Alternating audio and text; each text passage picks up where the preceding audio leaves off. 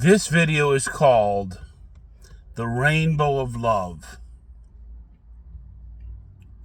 The greatest commandments that Jesus gave were love the Lord thy God with all thy heart, thy mind, thy soul, and thy strength, and love thy neighbor as thyself.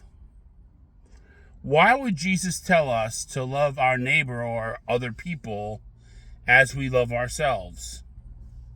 Maybe because that's the best we can do at the outset. The best we can do is love people the way that we want to be loved.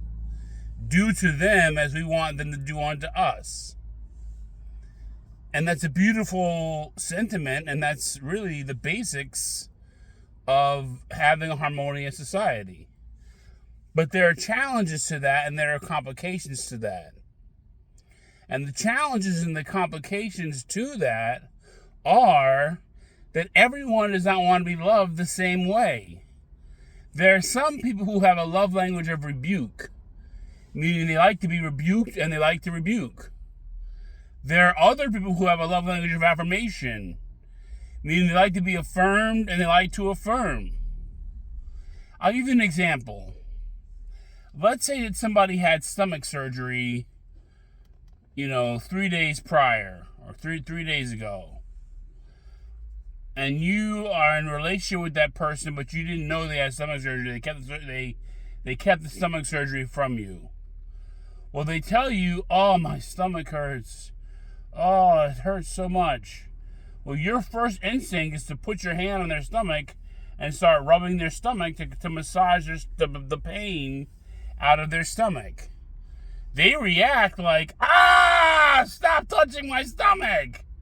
And you're like, what's going on? And they're like, I just had stomach surgery. Well, you didn't have that information. So what you thought was doing no harm to them was actually doing them great harm. And what they thought was going to comfort them, which might have been rubbing their neck or rubbing their shoulder or something, you didn't do for them. That's the nature of relationships all the way around. We are so different, guys. We come from different cultures. We come from different socioeconomic backgrounds. We come from different education levels. We come from different languages. We come from different, family backgrounds. And so our ways of loving are going to be different. Everyone is not going to love the same way. The only thing you can make sure of is that your intention is to love. And some folks will say that good intentions are the path to hell, or the road to hell is paved with good intentions. But sometimes that's all you've got is good intentions, because you don't have the research, you don't have the information to know how another person wants or needs to be loved. All you've got in the beginning is an intention to love them. And you want to maintain that intention as you research them. And you may find that you're just not flexible enough to love them in the way that they wish to be loved, or that they need to be loved. In that case, you are not compatible to that person romantically or socially. It doesn't mean you can't love them, or you don't love them, or you don't think highly of them. It just means that you don't need to be in close proximity to them all the time, because the way they love and the way you love are two totally different ways of loving. Now, it relates to that novel Divergent, where that children's novel Divergent, where you had the 4 different groups, and those 4 different groups were like 4 different personality types. And then you had Tess, who was all 4 personality types into one person, and she kind of transcended the norms, or she transcended the types. Now, all of us would like to think that we're Tess, right? All of us would like to think that we have all the personality types down, and we can love people as they want to be loved, and we can love all the different ways that folks want to be loved. All of us have that little narcissistic dream in our head that we can do that. But that's not really the truth. All of us can't do that. In fact, none of us can do that but one person. There is one Tess, guys. His name is Jesus Christ. There is one person who can love in everyone's love language and everyone's understanding of love. His name is Jesus Christ. That's why I suggest you give your life to him, because only he knows how to love you as you truly want and need to be loved.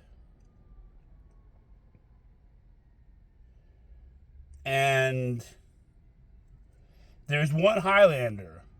There's this movie Highlander about this guy, I think his name was McLeod, and he was an immortal, and there were these other immortals, and only one immortal could remain as in humanity at the end of the day. It was like this cool movie. And he ended up getting knowledge of all human beings and being able to, telepathically associate with all human beings everywhere. There's only one Highlander, guys. His name is Jesus Christ. Now, that's from my cultural framework. Maybe a Hindu will say there's only one Highlander, Babaji. Or maybe a Buddhist will say there's only one Highlander, the Buddha. Who's right? I say I'm right. Jesus Christ is the Highlander.